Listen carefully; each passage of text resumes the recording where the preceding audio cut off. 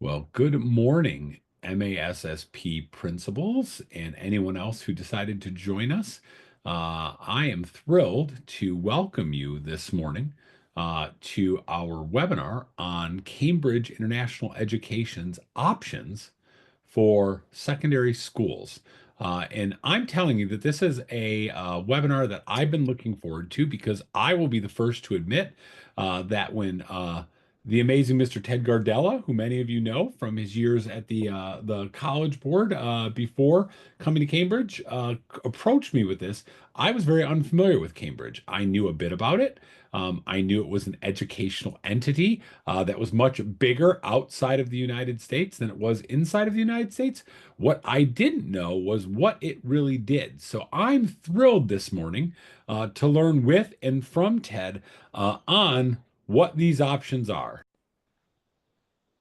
So, without any further ado, I'm going to let Ted take this over so that I and we can learn together about the options that Cambridge has for us. Because, frankly, after digging a little bit into this, Ted, I'm pretty excited. Like, I think there are some really, really neat things that I didn't know. In my background, starting as an administrator in an IB school and then going to a more traditional AP school, I'm interested as to how that kind of threads the needle, providing a little bit of the best of what both those are and some options, I think for a lot of more traditional classrooms for some kind of moderated, research-driven courses that might be helpful for general ed kids, for ESL kids, and for the gamut. So without any further ado, here's Ted Gardella to talk a little bit about Cambridge International Education and what they do, not only with schools around the world, but can do for schools in Michigan. Great. Well, thanks, Tom. It's always great to work with MASSP.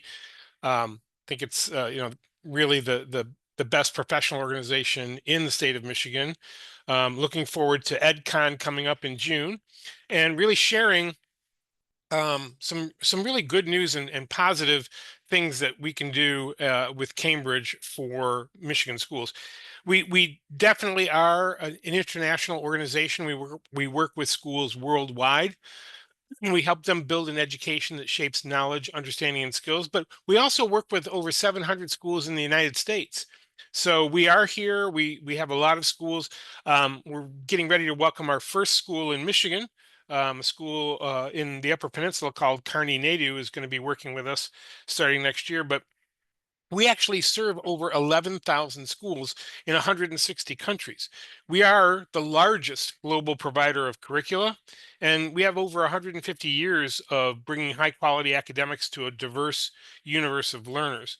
The thing about Cambridge is it is a flexible, much more flexible program than any other, and it's fully integrated. We have curriculum, we have instructional resources, and we have assessments that are really unique.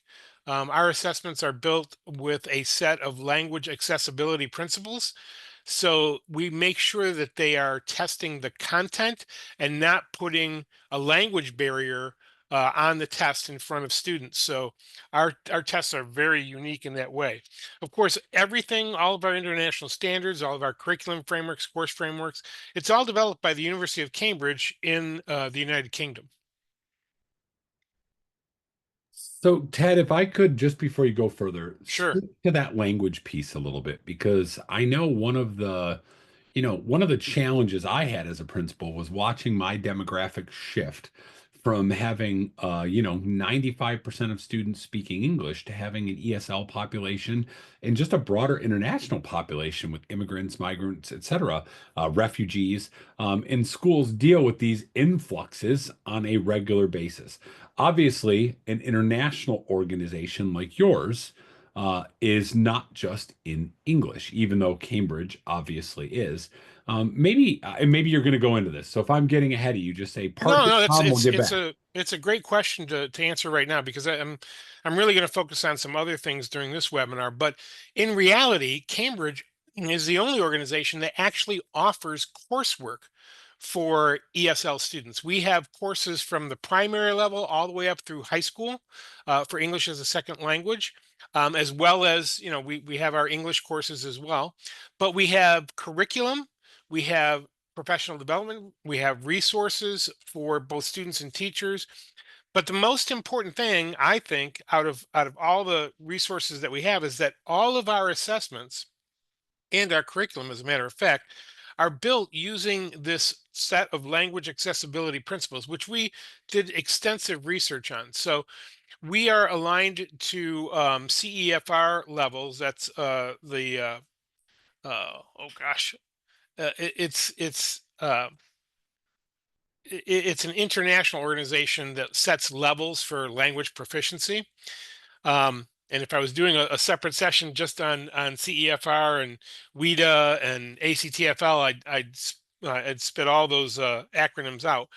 But we make sure that all of our language that we use, whether it's on assessments or anything else, is at the beginner and intermediate level. We don't go into the advanced level. And when you look at some of the standardized tests and some of the other tests that are available to students for rigorous content, you'll see that the language itself is a barrier to understanding the content of the question. We don't do that, and we make sure that students are being tested on the content, not on their acquisition of language. But you know, certainly, if you're interested in that, when we're up at EdCon, I'll be happy to answer more questions about our language accessibility principles and how we use that to do all of our assessments. It just makes it a much more equitable experience for students worldwide, and especially here in the United States, because we're talking with a lot of districts nowadays in the United States who are dealing with that same issue, Tom. They have an influx of students who need to develop language proficiency, but they have to do that at the same time as they're trying to experience content. Imagine a student coming into a U.S. school at the high school level has to learn English, but also has to gain credit so that they can graduate high school. So our coursework is uniquely positioned to help schools with that. Yeah, and I appreciate that answer. Thanks, Ted. Sorry to get Sure. you off track right No, off. no, that's fine. Got plenty of time for questions and answers. So let's move on here. I'm During the presentation, I'm going to introduce what we call our Cambridge pathway, but I'm also going to talk about three innovative courses that we offer and their impacts, both on student skills and on assessments as well. I'll then take us into some investigation of what we call our stackable course options. So Cambridge is really flexible. Like there's no once you become a Cambridge school, you have access to all of our resources within the teacher hub, and you can use as much or as little as you want. So you can just dip your toe in and use a module in a course, or you can offer a full course, or you can actually build a multi-year program for students that really meets their interests and also potentially leads to college credit. At the end, we'll do a little activity sample from one of those innovative courses. I'll just show you one of the activities, and we'll work through it so that you can see how it might be used in a classroom. We'll talk a lot more about global perspectives because it's really an interesting course. And then, obviously, we can stop at any time for questions and answers. So when I say we're an aligned education system, we offer a coherent, aligned program that integrates curriculum, teacher supports, including professional development, assessments, and reporting for students from grades PK to 12. We actually have our early years program, which is for pre-kindergarten. But we have this global community of schools and teachers and students that we can connect. So, again, we're in 160 countries. So if you want to develop a sister school relationship and connect with a school in another country, we can facilitate that. We focus on depth over breadth. So we really, we go deep. We're not a mile wide and an inch deep. We offer teachers what we call schemes of work, which is really the curriculum, lesson plans, curriculum mappings. Our professional development is both by syllabus or subject, but also we offer professional development on instructional techniques of pedagogy. So we offer professional development on metacognition and others. Our assessments promote access and equity, as I mentioned. They're all written under a set of language accessibility principles, which makes them very equitable. We also don't use multiple choice items. So we don't have distractor answers that take students off of the content of the question. And so writing is a very important component for our assessments. We do offer resources. We have aligned textbooks. We are actually a printing house. In fact, Cambridge University is one of the oldest printing houses in the world. So we publish our own textbooks. We publish supports. We also have digital materials as well. And then we have something called Cambridge Insight, which allows you to build baseline assessments and deliver them digitally so that you can get more information on students as they're progressing through the courses. And Ted, I know you're going to talk a little bit more about that, but I know we're all very excited, particularly to learn about that because I think there's a lot of options. We all get assessed to death sometimes without much turnaround or value from those insights. So very excited to learn a little bit more about how the many, the years and years of testing and of refinement that Cambridge has done to be able to provide results that might be testing for learning, not assessment of learning. Well, and that's a great point, Tom, because one of the things that I was really happy to learn once I came to Cambridge, you'll recall our disappointment at losing released exams. Cambridge releases their exams every year. So there are lots of released exams within our teacher hub, but once we give an exam, because we're not using multiple choice items that have to be recycled year and over year and can't be released, we release our exams and we release the reports on the exams from the scorers as well. So there's a lot of information for teachers that they don't normally have access to when it comes to assessment. So here's the pathway. This is what we talk about as a clear path for students from age 3 to 19. Our early years program is play-based. There's a holistic curriculum, lots of resources. There's 6 different areas that include personal, social, and emotional development at the early years ages. So we can work with schools from pre-K all the way through 12th grade. Our primary program for elementary schools, we actually have 13 subjects, including the normal English, math, science. But we also have a well-being class at the primary level, and also at what we call our lower secondary level, which is our middle school curriculum area. So again, very, very flexible. When you become a Cambridge school, you gain access to everything. It's not like, oh, I'm going to take this cafeteria style approach and I'll grab this one course and start teaching it. Um, it's really a whole school model, and especially at the primary and middle school levels, it's really exciting to see all of the different ways that people can incorporate the courses. Then when we get to high school, we call our upper secondary and our advanced courses. So upper secondary is for ninth and 10th grade. It's the IGCSE, which is the International General Certificate of Secondary Education courses. We have over 70 of them. And then at the advanced level, at junior and senior level, we have our AS and A level courses. These are the courses that can qualify for college credit. Our AS level courses are 1 year courses, so they're equivalent to the first year college course. But our A level courses go beyond that. So they go beyond AP courses and dual credit courses. They actually get students to a level where they might be at a second year college course level. And there's over 50 of those subjects. You can combine those to create a Cambridge ACE diploma program. That's the Advanced International Certificate of Education, which is recognized worldwide and at all of the flagship universities in the United States.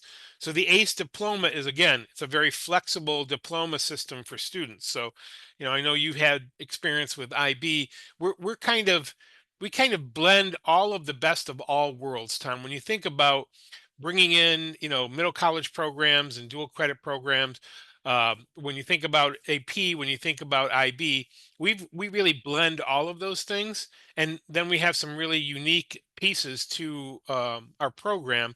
But the above all, it's so flexible. It's easy for schools to become a Cambridge school and then to decide how much they're going to use of our coursework. So Ted, looking at this and kind of reading what's out there, you're obviously this has been around for a while. You talked about 2 other programs, in reference, saying it's, like in my experience as a former IB principal, and obviously we're all used to the world of AP in the United States. Why? might people be wondering why don't we know about Cambridge? Like we've all heard of Cambridge Publishing. Everybody knows what Cambridge University is.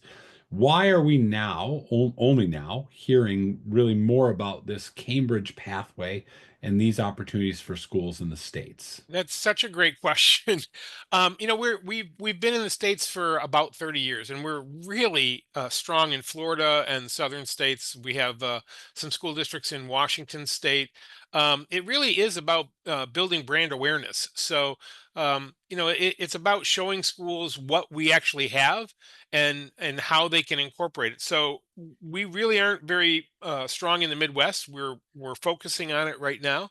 We're looking to be stronger in states like Indiana, Illinois, Michigan. We have some things going in Nebraska as well. So we're really looking to build this brand awareness. And like you, Tom, I mean, you know my background. I knew of Cambridge. I had colleagues who worked for Cambridge, but I didn't really know as much as I know now.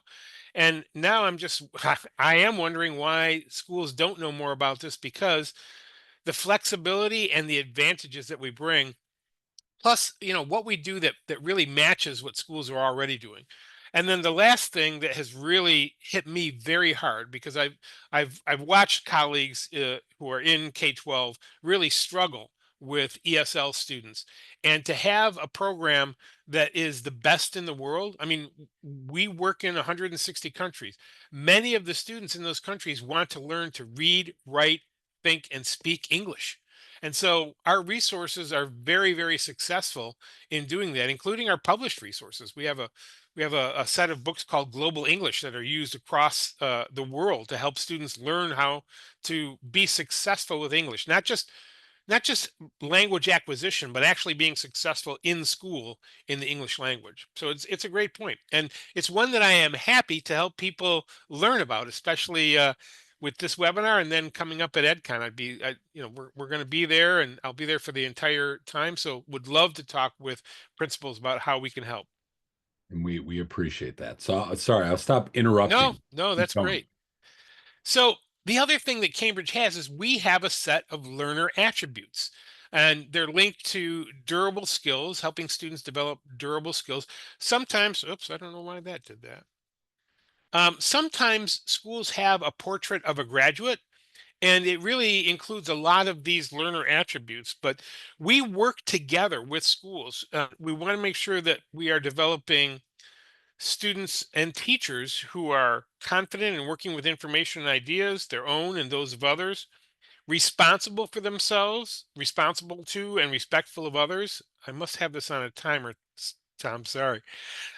Reflective as learners, innovative, equipped for new and future challenges, and engaged intellectually and socially, ready to make a difference. Now I'm ready to move on to those innovative courses. I talked about the fact that we would focus in on three courses that are really innovative, that we love to talk about, love to see schools implement. And at the highest level, these courses can qualify for college credit. But one of them that I'll talk about a lot, Global Perspectives and Research, is actually offered from our primary program through our secondary program. So, what are durable skills? I think we all talk about this. We've gone from talking about soft skills to talking about durable skills. And, in an era where technical skills are evolving and we have AI and lots of other things happening in K-12 schools, there is an important set of durable soft skills that last a lifetime, that include things like critical thinking, like communication, collaboration, creativity, as well as character skills like fortitude, having a growth mindset, and developing leadership skills. So we we are, especially these innovative courses, really work on developing those durable skills. The first one I'm going to talk about is called English General Paper. This is an English course. It's not it's not a course that's kind of being shoehorned into an English class. This actually is an English course, and frequently gets credit at universities in English. But the course itself builds the ability to understand and write in English, and introduces the student to a broad range of contemporary topics.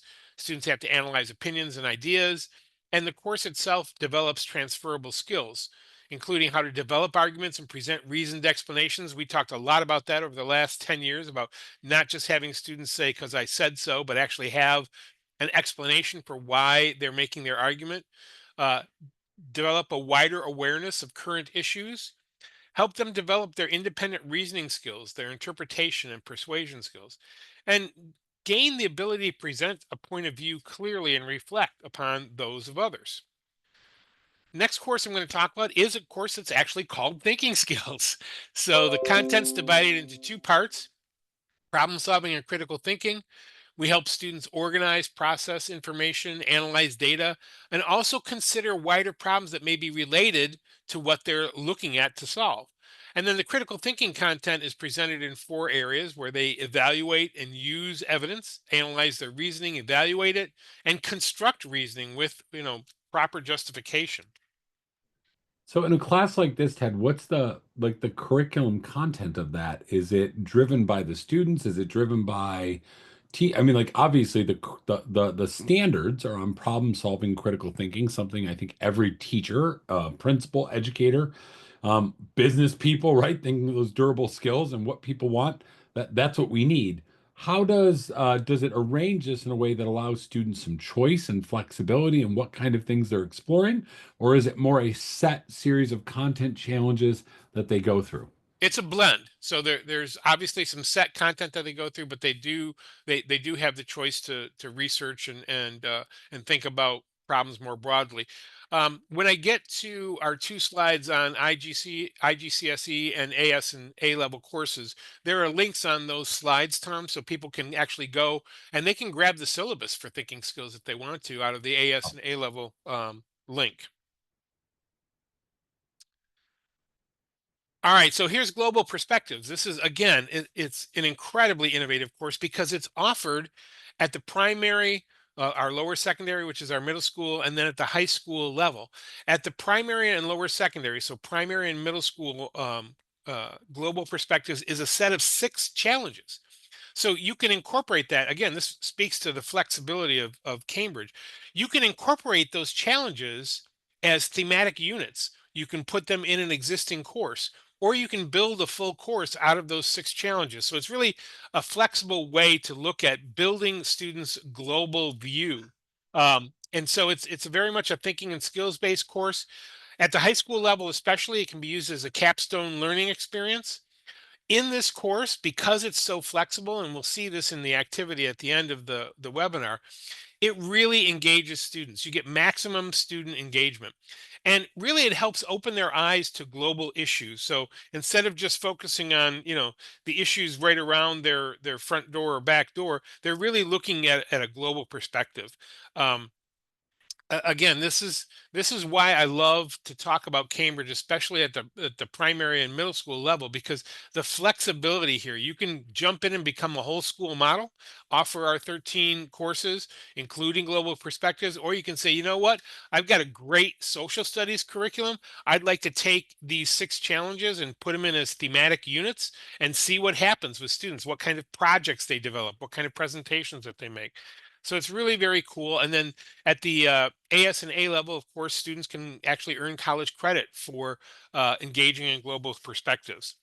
The next slide, I have a short video, and what you'll see on this video is you'll see students from all over the world, but you'll also hear some perspectives of American students and professors as well about the value of this course.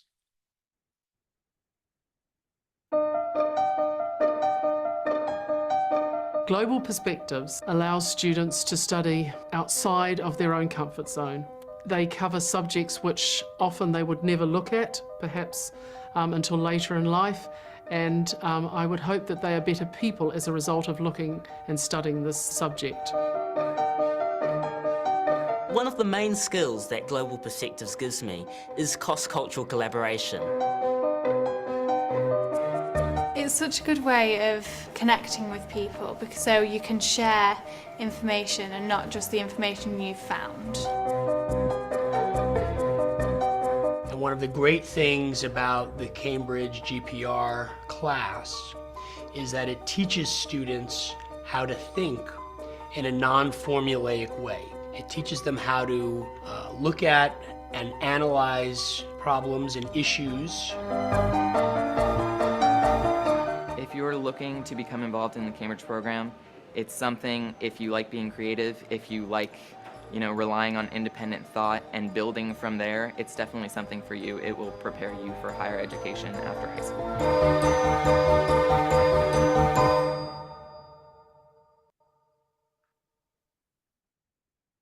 So, Tom, that spoke to some of the things that you brought up, and I especially love that one quote, teaching students to think in a non-formulaic way. So we've all been looking for how to really engage with problem solving and critical thinking, and these three courses really can help you do that. And again, flexibility is the key there. But I think really importantly for Michigan schools is we've done some research with Broward County in Florida, which is the sixth largest district in the U.S. and a very diverse, diverse school district. Lots of high schools, lots of different, you know, types of students there. But in our study, and we did this with with matched pairs of students, so we weren't comparing Cambridge students to anything other than a student who matches them with respect to their performance level. We found that if they engage in the English general paper, that there is a 40-point difference in their first time SAT score.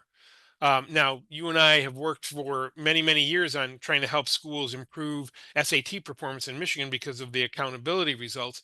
And to be able to have a 40-point shift, but not by doing test prep, actually teaching a course that could possibly earn students college credit, helps develop those durable skills, and really helps students write and think about English. I mean, it's a great course. Yeah, The and other, the yeah, part, go ahead. Ted, that I really appreciated of that is the idea that, and you and I have had many a conversations about this, and it's the idea of what does our tier one instruction look like? What is that good base instruction, right? Test prep might get you a temporary bump, but it's not improving student learning. And what I hear you talking about, and what I hear those students and staff talking about is, this is really shifting the learning perspective, so that they're able to do well in those tests, not because they figured out how to game a question, but because they understand the logic and the learning that they're doing. Absolutely. And the other thing is you'll notice that these average first time SAT scores are higher than Michigan's accountability benchmarks. And it gets even more exciting And with if the I other and if I heard you right, this is based on Broward County, so it's a broad county. This isn't cherry-picked results as far as a particular group of self-selected students. Now, do they all have to take this test, or is it only those students who decide to take it? So there's a lot of SAT in Florida. I'm not sure it's not an accountability test like ours is, um, but it's a large number of students who are taking it. And again, these are matched pairs of students, so we're comparing apples to apples here. I don't have we do have slides that show the demographic breakdown as well, Tom, because it is across all demographics as well. Um, so going on to thinking skills and global perspectives, you can see with thinking skills that there's a 65-point difference for first-time SAT takers. And then for global perspectives, it's a 61-point uh, uh, performance jump with respect to that course.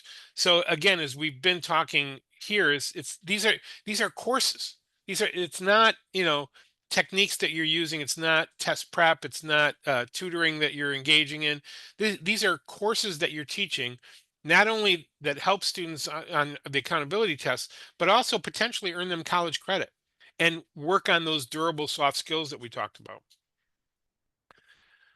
The next slide I wanted to show actually does go a little bit into demographics, but this is a little bit different perspective here. Um, we actually wanted to take a look at what is the success rate, because Broward County actually offers all three programs. Tom, they offer IB, they offer AP, and they offer Cambridge. Cambridge is growing much more quickly than the other two, but one of the reasons I think it is growing is because you see a much higher pass rate on our exams, 72.7% pass rate on Cambridge exams compared to 59.7 and 49.9.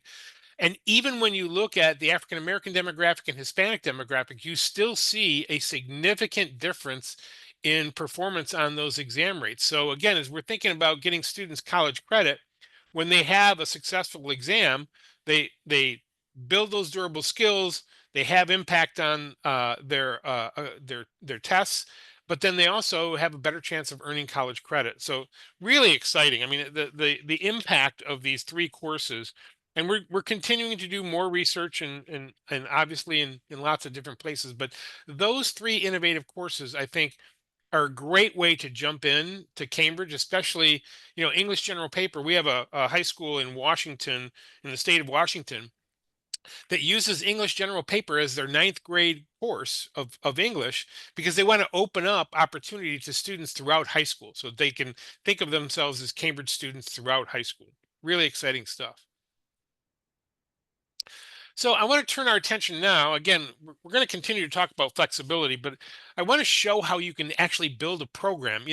Michigan has such a wonderful diversity of school programs. We have international academies, we have, CTE academies, we have different kinds of programs that are designed to appeal to student interest. And that's one of the things that Cambridge is really good at, is building different kinds of programs.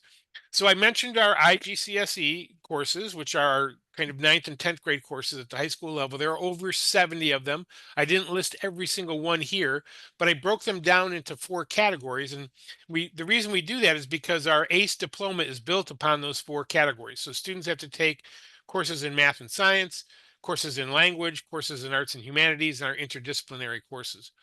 But IGCSE, it's actually the most popular curriculum worldwide. Again, we provide in our teacher hub, we provide lesson plans, activities, our past assessments, which is great for having released exams to use. We have pacing guides, teacher guides. We have a digital test maker.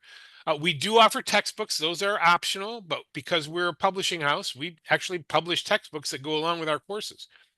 Lots of teacher professional development, and we have optional end of year formative or summative assessments. This is the link that I mentioned earlier, Tom. So when the PowerPoint goes out to folks, they can click on this link and it'll take them right to the IGCSE courses, and they can see all of them and actually go in more depth if there's interest in a course. Perfect. Our advanced level courses, these are our AS and A level courses. We have over 40 of them. And then we also offer, as I mentioned, our ACE diploma. Now, in order to gain an ACE diploma, students have to build a portfolio of 7 credits, not 7 courses, but 7 credits. And they have to do so in each of the groups. Group 1, which is maths and science. So they don't have to take both math and science. They could take math or science and satisfy group 1. Our AS level courses give them 2 credits, or I'm sorry, AS level courses give them 1 credit, and A level courses give them 2 credits because they're 2 years. We consider English as a language. So our English course is in the language group. But we also offer more foreign languages than anyone else. If you go to our link there at the AS and A levels, you'll see that we offer courses in many different foreign languages. Group 3 in our arts and humanities, we have a lot of our CTE level courses in there as well. I'll talk about classical studies in a minute.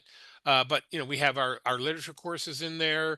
We have a course called Media Studies. Travel and tourism is in there. But then those 3 courses that we talked about earlier are in the interdisciplinary group. You must take global perspectives and research if you want to qualify for the ACE diploma. And that ACE diploma, it stands for the Advanced International Certificate of Education. It is recognized worldwide, and certainly recognized at all of the flagship universities in our country. At Michigan State and Michigan, they have students who bring an ACE diploma from another country, and they recognize that and give it credit. So Ted, I'm glad you started talking about that because it does bring a question up. Again, I remember my days of starting an IB school, and one of the concerns we always had was, all right, we have all these courses. How do they align to our curriculum standards, and how easily can't, you talked about the stackability of some of them, or in terms of these towards an ACE diploma, it would be more programmatic. What kinds of alignments do you know of that might exist to allow these to, like, are there crosswalks done? Is this something that MDE recognizes and can be implemented similar to the way the IB was? Like, what, thinking practically as a principal, right? I Sure. want to know, I like this idea. This sounds interesting. am I going to run into red tape or challenges to implement this, right? Aside from getting it through the board and other, challenges I would have, do I then have to do a bunch of work on top of that, or is that something that's already done? It's we do have some alignments. I don't know how strong we are with Michigan course alignments, but we can certainly work on that.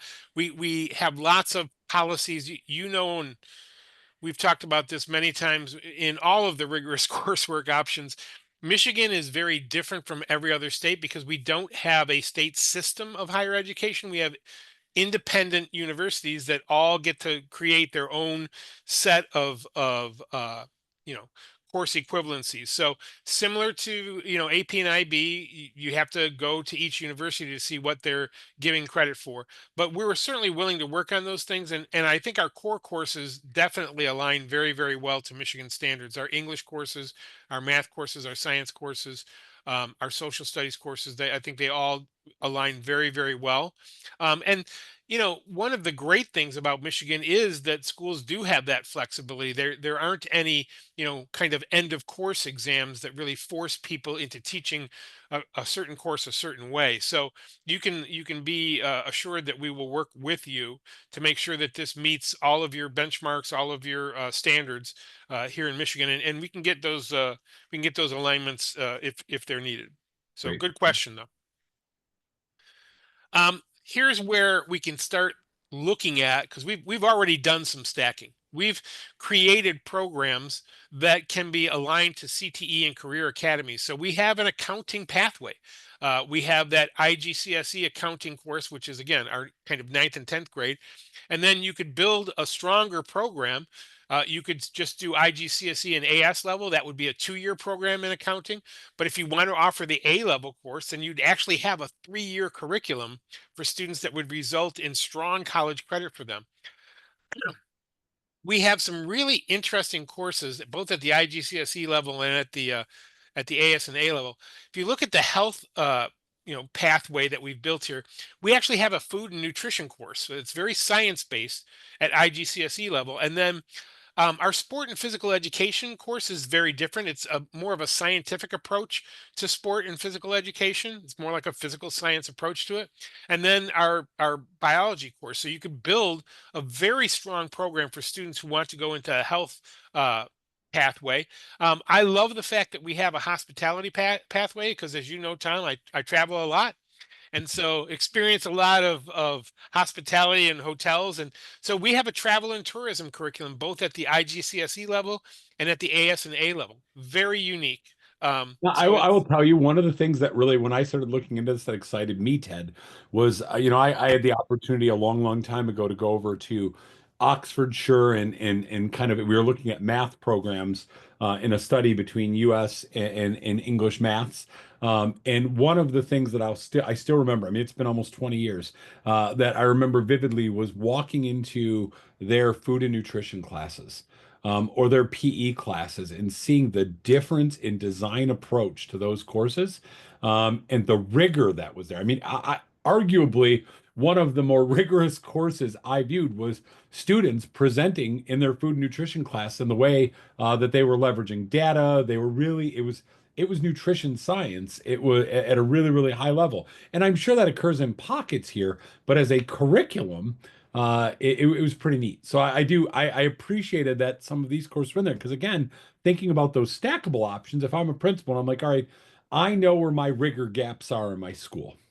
So right. how do I make sure I'm still offering courses that are high interest to kids, but that also have those rigorous standards of thinking and practice that I want to make sure throughout all my classes? These might also be some points of entry where schools are like, hey, this makes a lot of sense because this is going to really push what our practice is in some of these areas where maybe they've been a little more off the radar in the past. Well, you're absolutely right, and you look at some of our schools, great schools in Michigan. They have fine culinary arts programs, and to be able to really take a scientific basis, as you say, increase the rigor in the foods courses, very exciting. And the thing is that we've done some of these, but the next two slides show how our really innovative principals in Michigan could create a stackable sequence of their own. I went ahead and looked at a couple of different ones because I know that we have strong performing arts programs. Actually, you know, there are lots of high schools that, they have a great music program, a great drama program. They offer, a musical every year and a dramatic presentation every year. What about creating a stackable program for those students? So with Cambridge, you could use our IGCSE courses in either music or drama.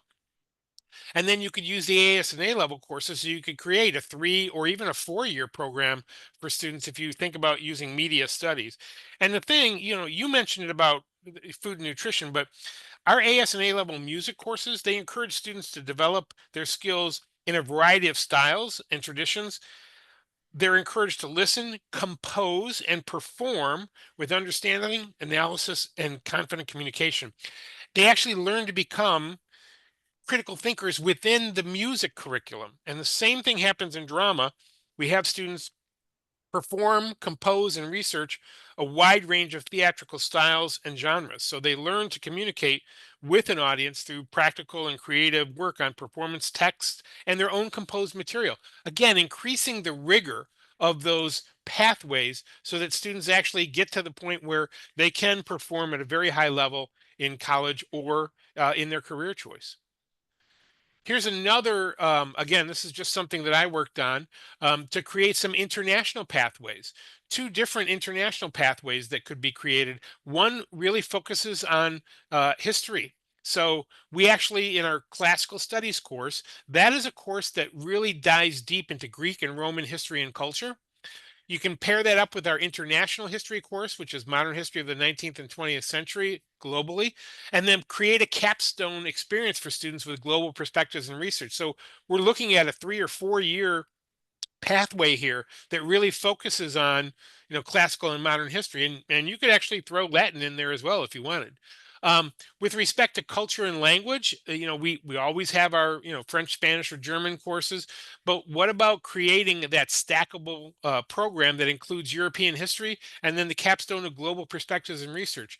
Really opening our language students' eyes up to the entire globe, not just thinking about, how am I going to use Spanish in my, community or so forth, but really opening up that perspective, I think is what's really exciting.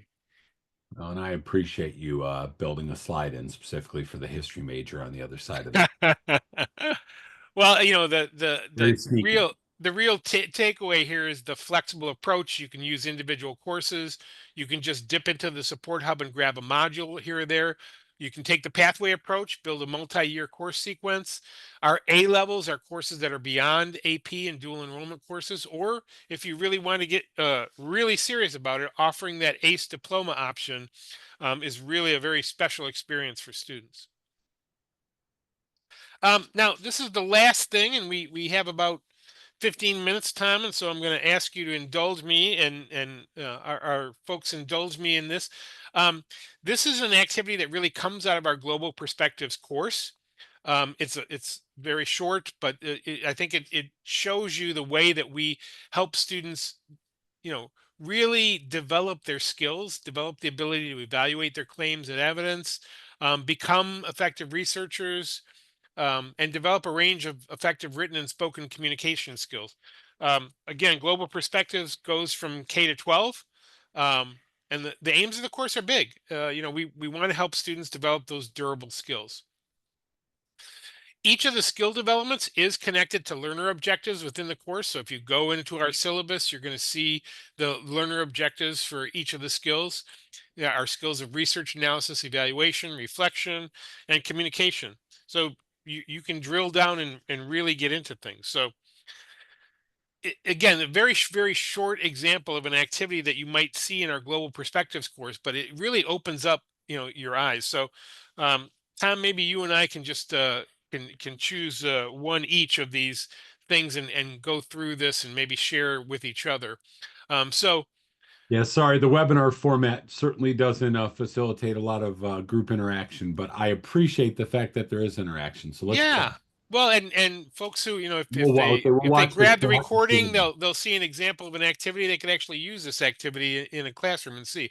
So we have 5 items here. We have chocolate, toilet paper, or so, I think we included toilet paper because of the pandemic years. A pencil, lipstick, and sweater. So just pick one item, Tom. I'm going to pick I think I'm going to pick lipstick just because it's different from the other times I've done this activity.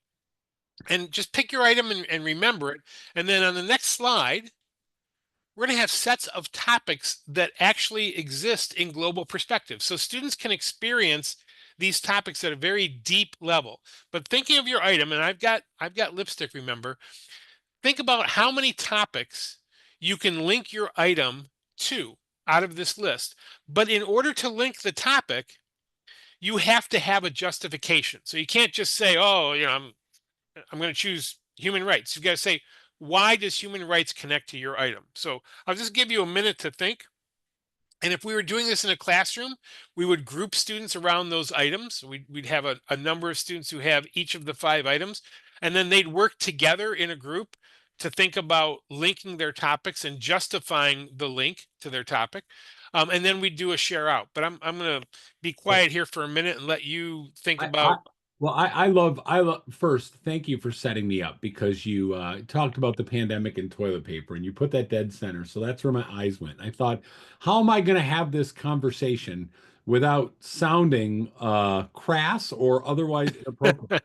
Then you get to the choices, and I'm like, man, all right, I immediately jumped to a billion different things on here. And I love the idea. One of the best conversations I've ever had in my life was myself and another colleague and I were traveling somewhere. We were on a plane overseas, and we were sitting next to somebody who literally their job was environmental impact analysis at a world level. And we said, if you could do one thing in the world to fix like challenges with disease, equity, et cetera, what would it be? And she said, toilets.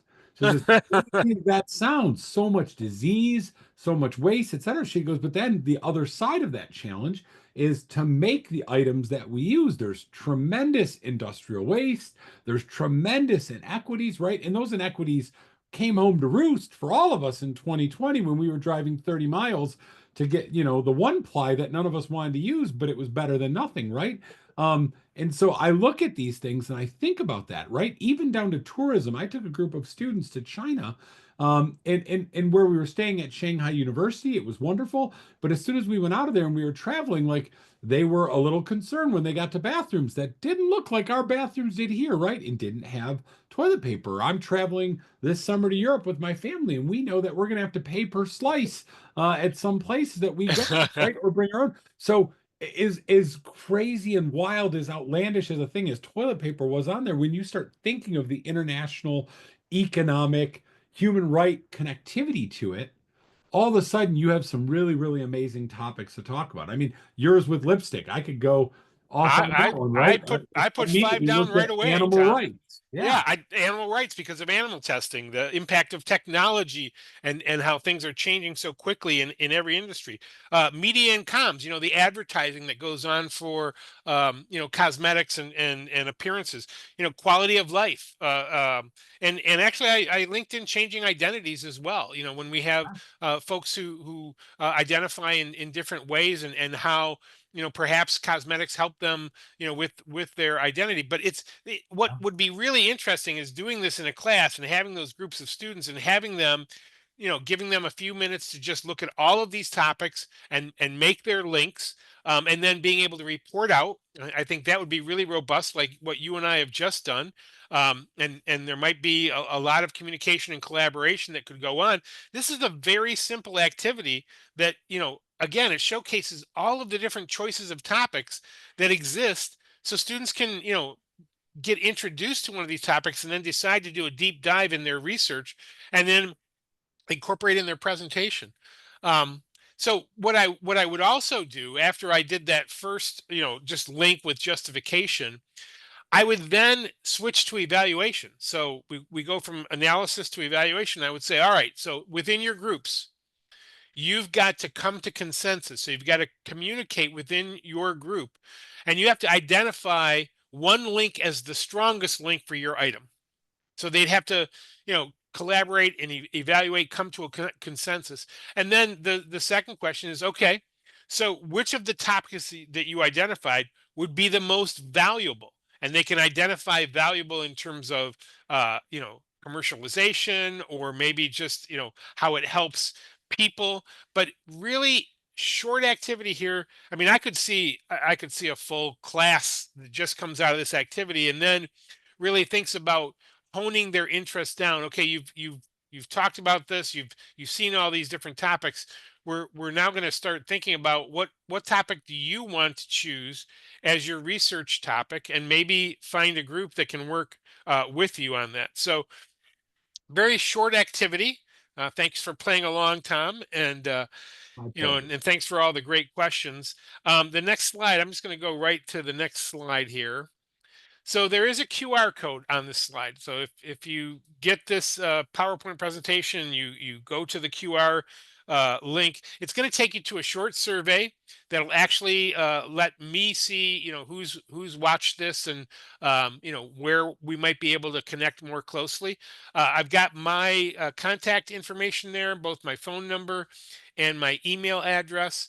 Um, just as we did in the many years that we've worked together, Tom, you know that I'm going to be ready to reach out and ready to communicate with your members. I'm excited to go to EdCon again this year and be there. I will be there for um, the full conference time, and would love to set up time to talk with schools that are interested in learning more and seeing how we can help them. If it's English as a second language that you're really interested in, to help students not just survive in school but actually thrive and maybe qualify for college credit, we can spend a lot of time talking about our ESL courses and resources and assessments. If you want to talk about global perspectives, or the three innovative courses that really help with you know, the accountability assessment, would love to talk about that. Or if you're trying to build, you know, a stackable program that really helps you compete in, you know, the world of school choice in Michigan, you know, we can certainly do that. It's you know, becoming a Cambridge school, it's a little bit different. There's an application process. We actually come and visit the school and work with you to develop answers to questions on the application, and then, you know, we work with you. One of the things that's very different about Cambridge is, once you become a Cambridge school, you are assigned a school implementation manager. So I'm a school development manager. I help develop relationships with schools. But our school implementation managers actually work with schools once they become part of the Cambridge family, help them decide what are the courses you're going to do. What are, you know, how are you going to do any of the assessments? Do you want to use Cambridge Insight at different grade levels to see where students are and how they're making progress? Do you want to use our progression tests that are within the teacher hub, that are more on a formative level?